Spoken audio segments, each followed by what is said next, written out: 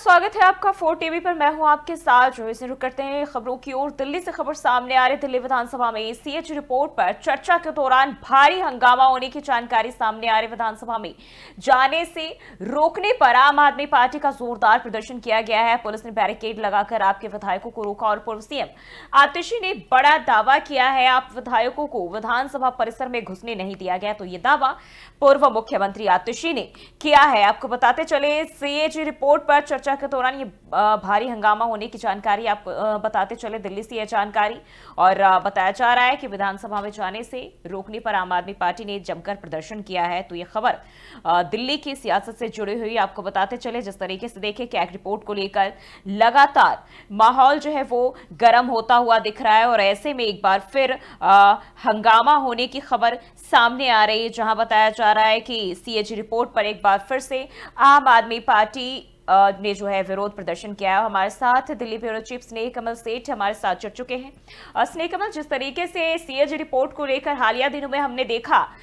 जो बयानबाजी और सियासत काफी हाई देखने को मिली और एक बार फिर से अब विधानसभा में सीएजी रिपोर्ट पर चर्चा होना था और इस दौरान भारी हंगामा देखने को मिला, क्या कुछ जानकारी आपके पास?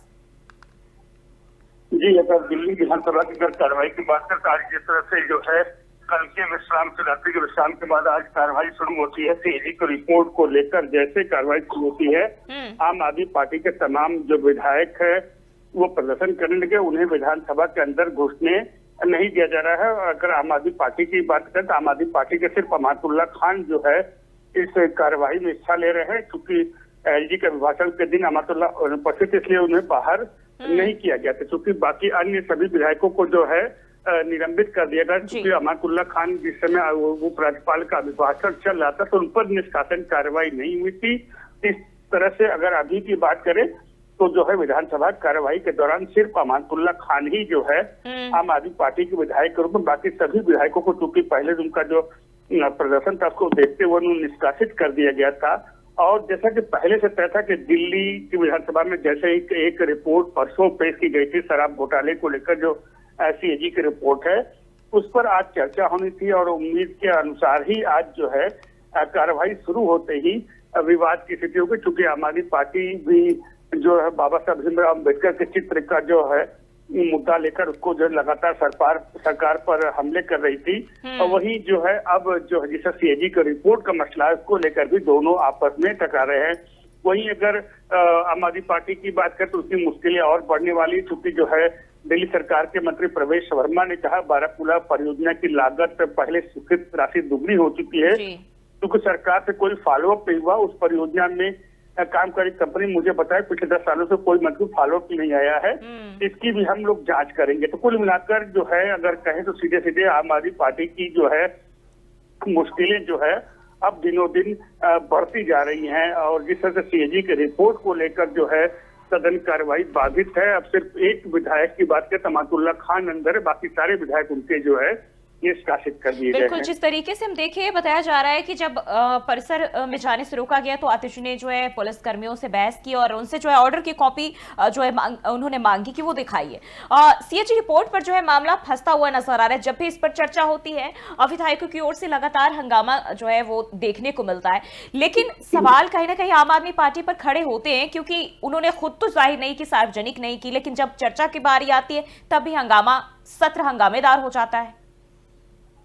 जी बिल्कुल, जिस तरह से सीएजी की रिपोर्ट को लेकर जो है लगातार भारतीय जनता पार्टी पिछली सरकार में ही आम आदमी पार्टी की सरकार को कुछ जो है घेरती नजर आ रही थी, और लगातार जब सीएजी की रिपोर्ट पेश सरकार ने की तो उसके विरोध में जो उस समय के तत्कालीन नेता प्रतिपक्ष थे भजन गुप्ता, वो जो है हाईकोर्ट जाते हैं। हाईकोर्ट से जो है जब तक आदेश हो पाता उसी बीच जो विधानसभा चुनाव में घोषणा होगी, इसलिए कोई आदेश पारित नहीं चुका। क्योंकि अब खुद भारतीय जनता पार्टी की सरकार है, भाजपा ने कहा था जैसे हम सरकार में आएंगे हम जो भी लंबित सीएजी की रिपोर्टें हैं जिसको जो है आम आदमी पार्टी ने दबाए रखा है, खुद इस बात को लेकर जो है उपराज्यपाल ने भी जो है जब उनका अभिभाषण था तो मीडिया से बात करते हुए उन्होंने भी यही कहा था कि सीएजी की रिपोर्ट को दबाए रखना या लंबित रखना ये संविधान खिलाफ है, और इस सरकार ने सीएजी की रिपोर्ट को टेबल किया है।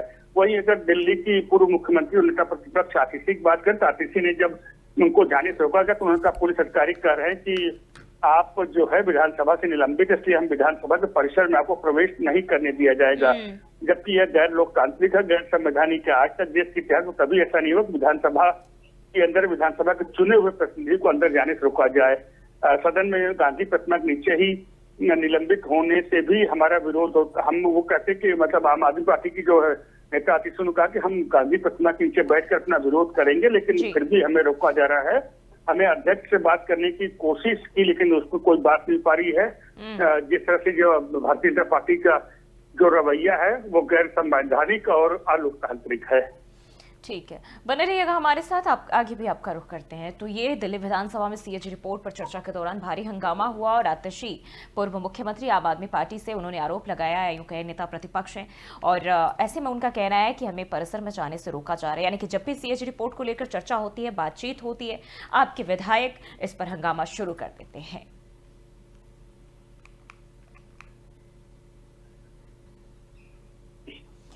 बढ़ते हैं आगे। दिल्ली से एक और जानकारी सामने आ रही। राजधानी दिल्ली को लेकर मौसम विभाग का अनुमान, बादल गरज के साथ हल्की बारिश होने की आशंका जताई है। 20 से 30 किलोमीटर प्रति घंटे जो है तेज गति से ये मौसम हवाएं रहने वाली है। मौसम में बदलाव देखने को मिल सकता है। अधिकतम तापमान 26 और न्यूनतम तापमान 18 डिग्री सेल्सियस रह सकते हैं।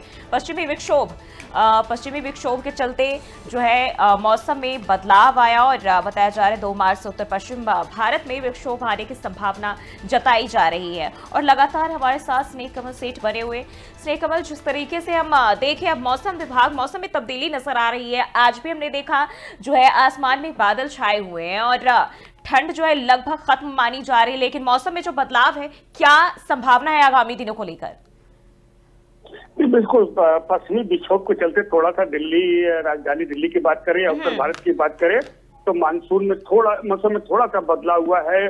जहाँ थोड़ी सी जो है गर्मी की तलखी बढ़ रही थी, अब अचानक से पारा जो थोड़ा नीचे हो चुका है। अगर आज की बात करें तो आज को लेकर मौसम विभाग ने पहले से अपना पूर्वानुमान जारी किया था। बृहस्पतिवार को जो है आज के लिए जो कोहरा छाया रहेगा, आसमान में बादल छाएंगे, गरज के साथ हल्की बारिश हो सकती है। तो उसके मौसम विभाग के पूर्वानुमान के अनुसार ही आज सुबह प्रातः काल से हल्की बूंदाबांदी दिल्ली के कई इलाकों में शुरू हो चुकी है। जिस तरह से मौसम विभाग कहा कि 20 से 30 किलोमीटर प्रति घंटे की रफ्तार से हवाएं चलेंगी। तभी तो उस गति से हवाएं नहीं कि फिर भी हवाएं दिल्ली में चल रही हैं। और आज के लिए जो न्यूनतम तापमान की बात की गई थी वो 18 और अधिकतम 26 डिग्री सेल्सियस के आसपास रहेगा। इसके लिए मौसम विभाग का सुबह शाम थोड़ी सी 1-2 दिन के अंदर ठिठुरन जो है बढ़ सकती है। वहीं मौसम विशेषज्ञ कहते हैं पश्चिमी विक्षोभ के चलते ये जो बदलाव आया है उस कारण से जो है उत्तर भारत में जो गरज का छींटे पड़ेंगे।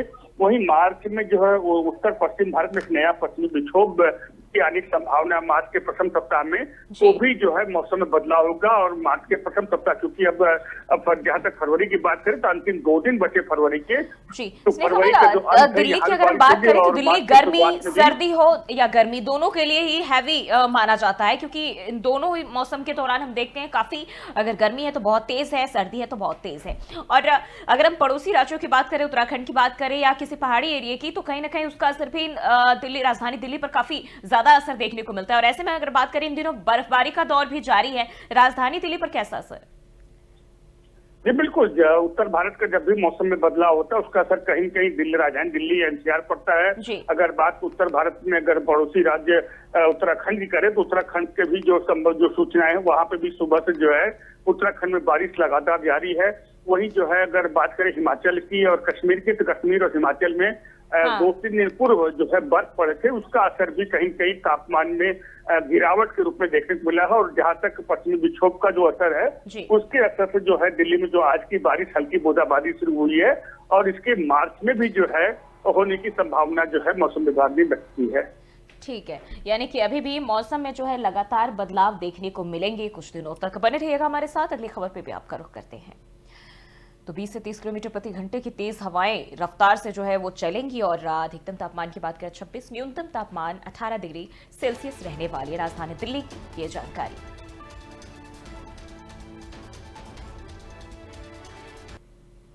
बढ़ते हैं आगे। दिल्ली से आपको एक और जानकारी दे दें। 21 सदस्यीय पोलिश प्रतिनिधि मंडल के विदेश मंत्री से मुलाकात। जाम साहब मेमोरियल यूथ एक्सचेंज प्रोग्राम के लिए भारत आए और बताया जा रहा है 19 से 27 फरवरी तक भारत की यात्रा पर प्रतिनिधिमंडल और सांस्कृतिक और ऐतिहासिक रूप से महत्वपूर्ण स्थानों का दौरा करेंगे। अहमदाबाद, जामनगर, पोरबंदर, गीर, दीव, कोल्हापुर और दिल्ली सहित कई स्थानों का दौरा करेंगे। तो ये जानकारी आपको बताते चले, भारत अपनी सांस्कृतिक और ऐतिहासिक स्थानों के लिए जाना जाता है और ऐसे में अब 21 सदस्यीय पोलिश प्रतिनिधिमंडल के विदेश मंत्री से मुलाकात हुई है और ये भारत दौरे पर है, जहां बताया जा रहा है कि जाम साहब मेमोरियल यूथ एक्सचेंज प्रोग्राम के लिए भारत आए हैं और ऐसे में काफ़ी अहम हो जाता है।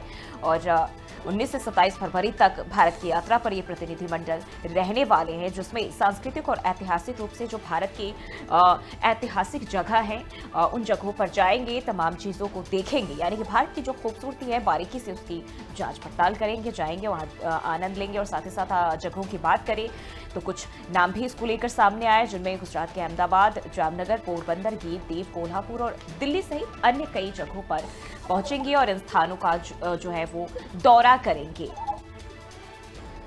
तो स्नेहकमल लगातार हमारे साथ बने हुए। स्नेहकमल, अब देखें तो एक तरफ जिस तरीके से भारत अपनी खूबसूरती के लिए जाना जाता है, ऐसे में 21 सदस्यीय पोलिश प्रतिनिधिमंडल की विदेश मंत्री से मुलाकात हुई है। क्या कुछ मुलाकात के दौरान बातचीत हुई है, जानकारी है आपके पास क्या? जी बिल्कुल, जिस तरह से जो है पोलैंड का 21 सदस्यीय प्रतिनिधिमंडल जो है भारत आया था, बुधवार को भारत के विदेश मंत्री एस जयशंकर से उनकी मुलाकात। इससे पहले जाम साहब मेमोरियल यूथ एक्सचेंज कार्यक्रम के तहत जो पोलैंड के युवाओं का जो प्रतिनिधिमंडल भारत आया है, यह भारत में मिले प्यार, सम्मान, स्वागत और स्वागत के तरीकों से लेकर अगर बात करें तो प्रतिनिधिमंडल काफी खुश है।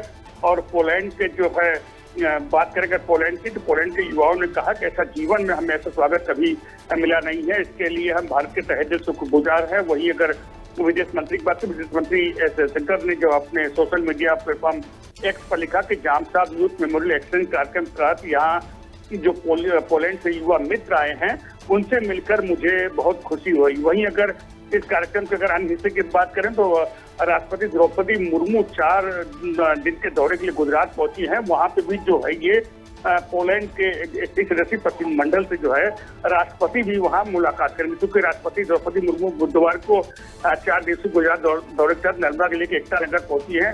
गुजरात सरकार द्वारा जारी कार्यक्रम बताया गया कि द्रौपदी मुर्मू बड़ौदा के हवाई अड्डे उतरी है। वहां पर आचार्य देवव्रत और राज्य मंत्री जगदीश सिंह ने उनका स्वागत किया। उसके बाद राष्ट्रपति 27 फरवरी को जो है केवड़िया के स्टैच्यू ऑफ जो है यूनिटी मूर्ति का दर्शन करेंगे। उसके बाद दीक्षांत समारोह में कार्यक्रम में भाग लेंगी और उसी कार्यक्रम के दौरान जो 21 सदस्यीय जो पोलिश प्रतिनिधिमंडल है, उनसे भी राष्ट्रपति की मुलाकात हो सकती है। ठीक है, यानी कि ये दौरा भी बेहद अहम है भारत के लिहाज से भी, जिस तरीके से देखिए विश्व भर के लोग आते हैं और भारत की खूबसूरती को करीब से झांकते हैं। बहुत बहुत शुक्रिया आपका तमाम जानकारी के लिए। तो ये जानकारी आपको बताते चले, कई भारत के अलग अलग जगहों पर ये पहुंचेंगे और करीब से उसकी बारीकियों को देखेंगे, झांकेंगे और साथ ही साथ भारत की जो खूबसूरती है उसे देखने पहुंचिए 21 सदस्यों के प्रतिनिधिमंडल।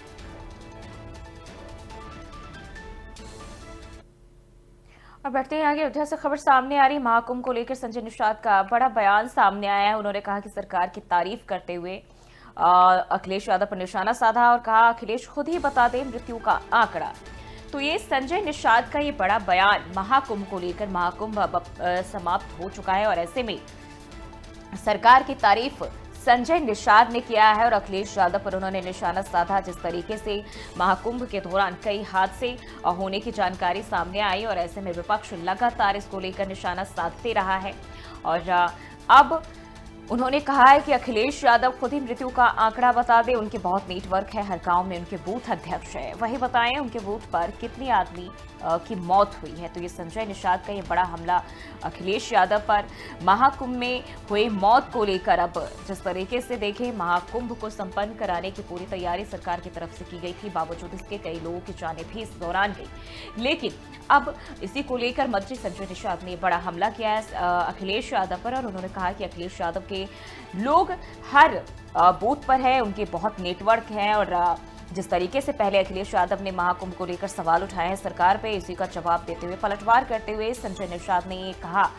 कि उनके बड़े नेटवर्क है, हर गांव में बूथ पर उनके अध्यक्ष है और ऐसे में वही जो है आंकड़े इकट्ठा करें, बताएं कि बूथ पर उनके कितने आदमी की मौत हुई है।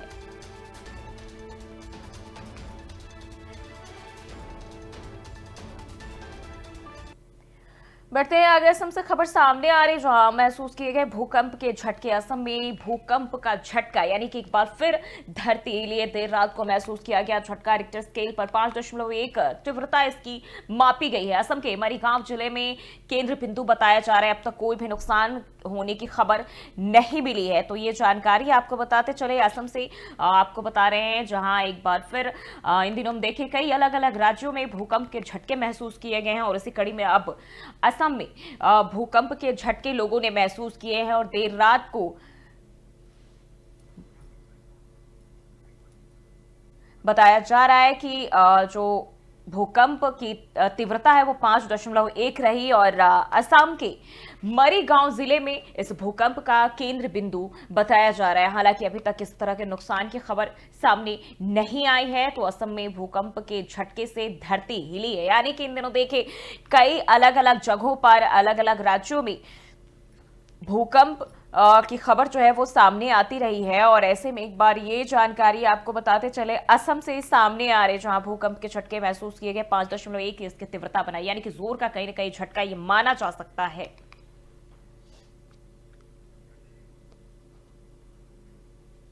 और बढ़ते हैं आगे। लखनऊ से खबर सामने आ रही, यूपी मंत्रिमंडल विस्तार की चर्चाएं तेज। हाईकमान ने पूरा कर लिया होमवर्क। सूत्रों के हवाले से यह जानकारी। 3-4 नए चेहरों को जगह मिल सकती है। 2-3 मंत्रियों की छुट्टी भी कराई जा सकती है। वहीं कुछ मंत्रियों के विभागों में बदलाव भी किए जा सकते हैं। तो उत्तर प्रदेश की राजनीति से जुड़ी ये बड़ी जानकारी सामने आ रही, जहां बताया जा रहा है 3 से 4 नए चेहरों को अब मंत्रिमंडल में जगह मिल सकती है। वहीं कई की छुट्टी भी हो सकती है। भ्रष्टाचार, नारोक पानी और खराब परफॉर्मेंस वाले बाहर किए जाएंगे। पश्चिमी यूपी से 2 नए चेहरे को जगह मिलने की संभावना बताई जा रही है। होली से पहले जो है मंत्रिमंडल का विस्तार हो सकता है। तो यूपी मंत्रिमंडल को लेकर यह अहम जानकारी सामने आ रही है। उत्तर प्रदेश में एक बार फिर मंत्रिमंडल में बदलाव देखने को मिल सकता है। सूत्रों के हवाले से यह जानकारी सामने आ रही है, जहां विस्तार की चर्चाएं अब तेज हो रही है। हाईकमान ने जो है पूरा होमवर्क कर लिया है और पूरी तैयारियां हो चुकी है। बताया जा रहा है 3 से 4 नए चेहरों को इस मंत्रिमंडल में जगह मिल सकती है। और इसी खबर पर ज्यादा जानकारी के साथ जो है जिस तरीके से ठीक है हम देखें और हम बात करें तो हमारे संवाददाता जुड़ेंगे और उनसे हम बातचीत इस पर विस्तार से भी जो है जानकारी लेंगे। लेकिन फिलहाल अगर हम देखें तो अभी बताया जा रहा है, सबसे अगर हैरत की बात करें, हलचल की बात करें, तो 2 से 3 मंत्रियों की छुट्टी हो सकती है। अहम जानकारी से जुड़ी हुई सामने आ रही है। वही बताया जा रहा है 3 से 4 नए चेहरों को जगह इसमें मिल सकती है। और हमारे साथ आशुतोष श्रीवास्तव लखनऊ से संवाददाता हमारे साथ जुड़ चुके हैं। आशुतोष, जिस तरीके से अब यूपी मंत्रिमंडल के विस्तार की चर्चाएं भी तेज हो रखी है, सूत्रों के हवाले से यह जानकारी, क्या कुछ मामला है अंदर खाने में, क्या कुछ चल रहा है? जो ही बिल्कुल आपको बताना चाहूंगा कि ये कयास काफी दिनों से लगाया जा रहा था कि उत्तर प्रदेश के मंत्रिमंडल में कुछ नए चेहरे शामिल हो सकते हैं जो अलग अलग जाति वर्ग से होंगे और एक विशेष वर्ग को साधने के लिए सरकार एक नए मंत्रिमंडल का यहाँ पे विस्तार करेगी। इसी के साथ जो पुराने चेहरे हैं यहाँ पे, जिनके अंदर खाने सरकार के साथ विवाद जैसी स्थिति कई बार अलग अलग वक्तव्य से देखने को मिली है, वो जरूर उनको हटाने का एक अंदर खाने की बातें चल रही हैं। जी ठीक है। बताया जा रहा है कि जो हाईकमान है उन्होंने अपना पूरी तैयारी भी कर ली है, अपना पूरा होमवर्क कर लिया है। साथ ही साथ कुछ पुराने चेहरों की छुट्टी की जा सकती है, यानी कि उनके खराब परफॉर्मेंस की वजह से छुट्टी की जा सकती है। अगर हम 2-3 अन्य मंत्रियों को लेकर जिस तरीके से बताया जा रहा है शामिल किया जाते, चेहरे कौन कौन से हो सकते हैं, संभावित नाम क्या, इसको लेकर किसी तरह की जानकारी निकल के सामने आई? जी कई नाम सामने आ रहे हैं और कई वर्ग को साधने की कोशिश, एक तीर से कई निशाने साधने की कोशिश सरकार कर रही है। अगर बात किया जाए कि किस मंत्री पे दाद गिर सकती है या किसको हटाया जा सकता है, तो इसमें जो बाहर से समर्थन दे रहे हैं इस वक्त संजय निषाद का कई बार नाम आता है। उनके अब ये देखना होगा कि इस वर्ग को साधने के लिए किसको ये भाजपा किस चेहरे को आगे लाती है। इसी तरह अल्पसंख्यक वर्ग को भी साधने की कोशिश हो रही है। जैसे इस वक्त दानिश अंसारी जो अल्पसंख्यक राज्य मंत्री हैं, इसी के साथ साथ अल्पसंख्यक वर्ग के जो प्रदेश अध्यक्ष है वाफिक अली, उनका भी कई बार नाम चर्चा में आया है अलग दायित्व देने के लिए। तो इसी तरह कई तरीके के वर्गों को एक तरीके से जोड़ने के लिए जो है भाजपा नए प्रयास कर सकती है। जी ये अचानक से जो है अगर हम देखें तो हाल ही में कल ही मंत्रिमंडल का विस्तार बिहार में भी हुआ है और अब जो है यूपी में भी चर्चाएं तेज हो रही है। क्या कुछ चल रहा है एनडीए के भीतर? देखिए, अगर बात की जाए एनडीए के अंदर खाने की, तो ये जरूर है कि 2027 का जो इलेक्शन है यूपी में, उसको ये जरूर एक इस तरीके से देख रहे हैं कि इनको रिपीटिशन में सरकार बनानी है। और इसीलिए ये $1 ट्रिलियन इकोनॉमी की भी बार बार बात करते हैं। महाकुंभ को लेकर के इतना बड़ा आयोजन किया उत्तर प्रदेश सरकार ने। इसमें Guinness book of world record में भी इसका नाम दर्ज होगा। इस महाकुंभ का कई रिकॉर्ड टूटे हैं। तो और इसके बाद अगर देखा जाए, कई युवाओं के लिए इन्होंने नए रोजगार के अवसर अपने बजट में रखे। महिलाओं को आगे लाने के लिए इन्होंने बजट में अपना प्रावधान रखा। तो इससे कई प्रयास किए हैं इन्होंने। अलग अलग जो वर्ग छिटक रहा है भाजपा से, उसको भी साथ में लाने की कोशिश सरकार ने की है। और ये मंत्रिमंडल विस्तार अगर होता है कयासों पे जैसे देखा जाए, तो ये जरूर कुछ ऐसे चेहरे होंगे तो अन्य वर्गों को जोड़ करके। ठीक है, आशुतोष, एक बड़ी इंटरेस्टिंग चीज बिहार के मंत्रिमंडल में देखने को मिला, क्योंकि जो भी 7 नए मंत्री शामिल किए गए वो सभी बीजेपी के ही थे, यानी कि एनडीए के अन्य सहयोगी दल से एक भी नहीं था। क्या उत्तर प्रदेश में भी यही जो 3-4 नाम सामने आए, क्या वो बीजेपी से ही होंगे? नहीं, ऐसे कई चेहरों पे कयास लगाए जा रहे हैं। ऐसा कोई स्पष्ट नाम अभी तक सामने नहीं आया है। क्योंकि ये भारतीय जनता पार्टी है, ये लास्ट मोमेंट में ही अपने इनके कार्ड्स ओपन होते हैं। तो ये उसी पैटर्न पे अभी यहाँ यूपी में भी है। कयास लगाने का तो कई एक लंबी लिस्ट है, लेकिन कोई ऐसा बीजेपी का जो रुख है तमाम, अगर हम बात करें, क्योंकि उत्तर प्रदेश में भी चुनाव थोड़ी दूरी है चुनाव के वक्त की अगर हम बात करें, लेकिन बिहार में चुनाव है। और ऐसे में हम देखें तो वहां जिस तरीके से तमाम वर्गों को साधने के लिए कहीं ना कहीं जातीय समीकरण के आधार पर वहां जो है मंत्रियों को जगह दी गई है। उत्तर प्रदेश में क्या वही कुछ देखने को मिलेगा, क्योंकि जो दलित चेहरे, ओबीसी या फिर पिछड़े वर्ग के लोग हैं, उनके नाम सामने आ सकते हैं मंत्रिमंडल में?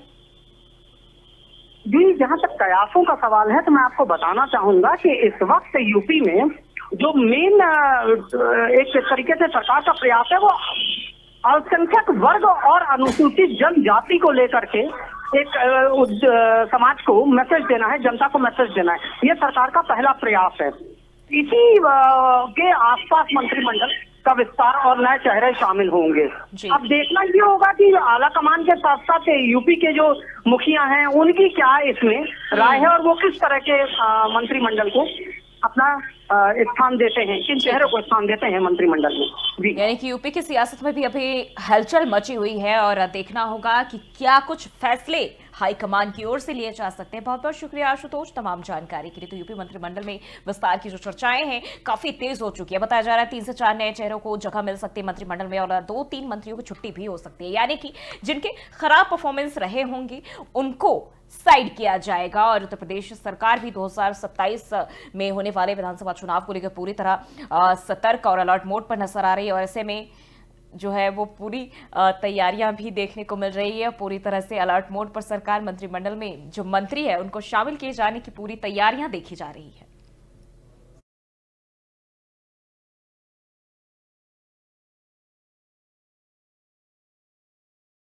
और फिलहाल के लिए बुलेटिन में बस इतना ही। देश और दुनिया की तमाम खबरों के लिए देखते रहिए 4TV न्यूज।